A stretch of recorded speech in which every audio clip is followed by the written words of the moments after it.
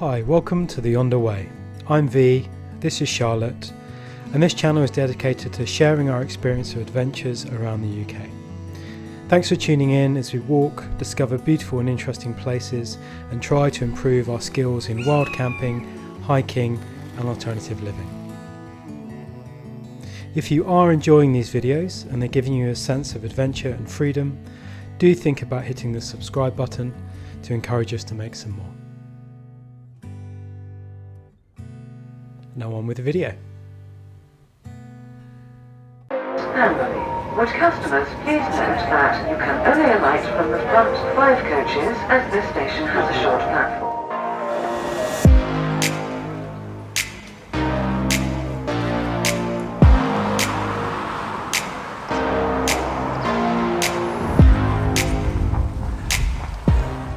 Hello there, welcome back. Welcome back to part 3 of the South Downs Way. So we managed to find a couple of days at the end of the week without work to come and do a bit more walking.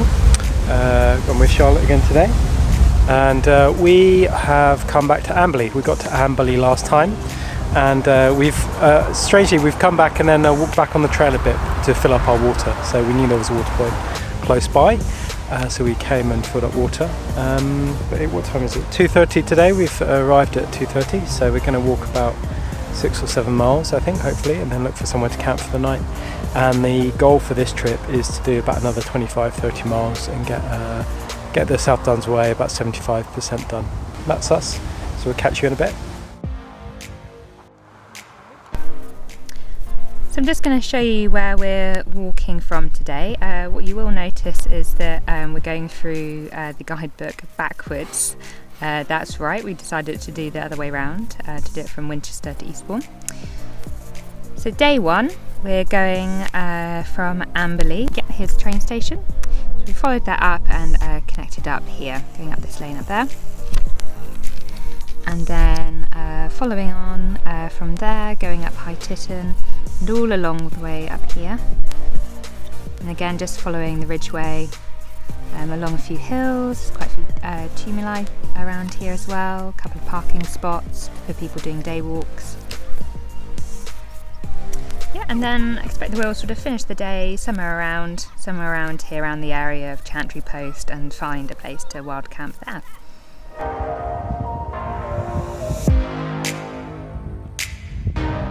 So first hill of the day, Rackham Hill.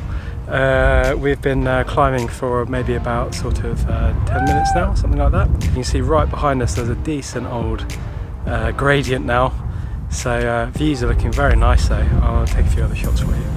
How are you getting on? Good. I don't envy the mountain bikers who are coming up here. Got a lot of respect for them. Well, it'll be fun going down. Yeah. But yeah, no, fair play to them pedalling all the way up there.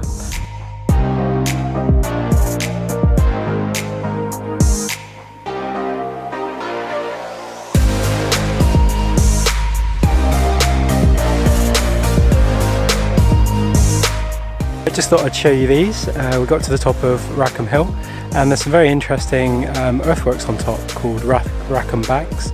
Apparently not so much is known about them. Clearly they're probably Iron Age, but yeah, very interesting. I really like finding stuff like this out on the trail. You get a sense of the kind of landscape being lived for thousands of years. You know, I could sort of imagine wanderers and pilgrims making their way across the chalk downs to get from place to place. You know, to various Iron Age hill forts and so on. Yeah, it's a really interesting bit of history. Yeah.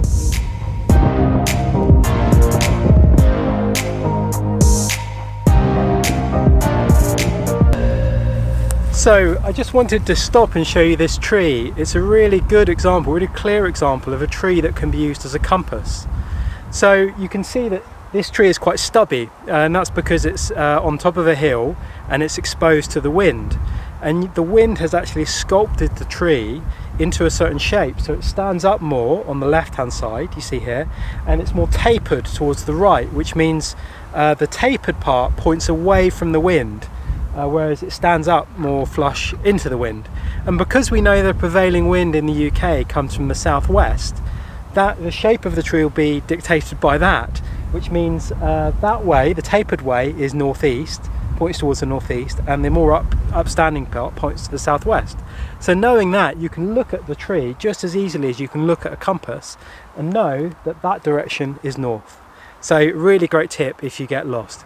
No danger of that at the moment in the current weather, but if you're caught in fog, or you lose your map or whatever, or your phone battery dies, you can look around the landscape for clues like that to find out where you are.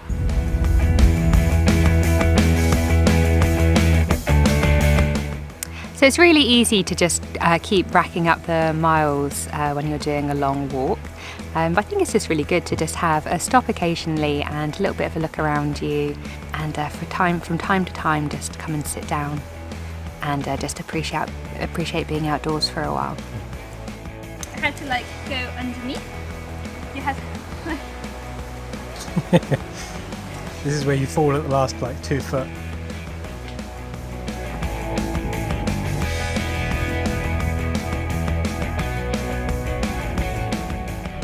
You may not be able to see this very well, but we've got here is a dew pond, which apparently were these like compacted dirt kind of ponds, and they didn't actually collect dew, but they collected rain, and the rain didn't drain away because the sort of clay and chalk was packed down. So apparently there's thousands of these on the Ridgeway, or used to be thousands, and they were mainly for animals to drink out of, sheep, particularly sheep, with their sheep farming on the downs.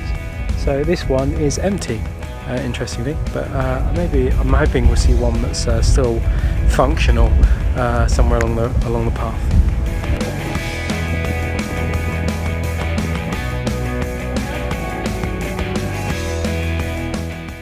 Hey there, so it is nearly 6 o'clock.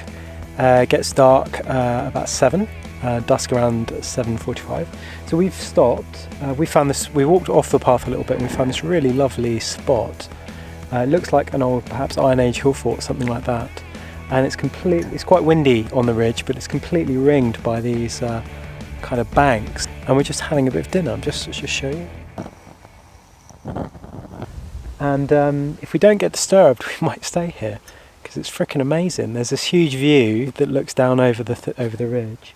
And it's secluded and quiet, and at the moment we're on our own, and clearly someone else has camped here in the past as well, because there's a little fire pitch.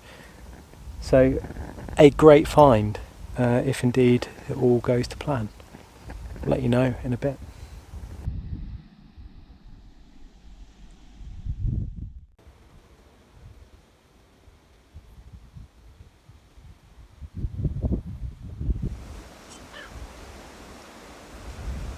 So yeah, it's getting late in the first evening. We've just had such an incredible display, haven't we? Do you want to say what we've just seen? Yeah, it's just been an incredible time with a load of crows. So it just started off with maybe, I don't know, 4 to 6 kind of just playing around in the winds. And as the sun was setting, them just more and more of them seemed to turn up. Anyway, they've literally just been playing around, doing some amazing acrobatics in the air, getting joined by more and more of them, making quite a bit of noise. And also a hawk, I think it was a hawk, something like that, turned up at one point as well, but sort of quite promptly got out of the way. I don't think the crows were too happy about it being around. But yeah, it was just such a surprise and so wonderful. So we're still at the site. We're still at the site that we fancy. We had a bit of dinner, and there's quite a few people coming through still. So we're not, it's still feeling a little bit awkward, but we're sort of holding fort at the moment and seeing if we can indeed camp here. It's one of the busiest places I think I would have camped, but I'm hoping it will quieten down before too long. I may take a ramble up to the car park and see if anybody's in the car park still. Maybe catch you in the morning.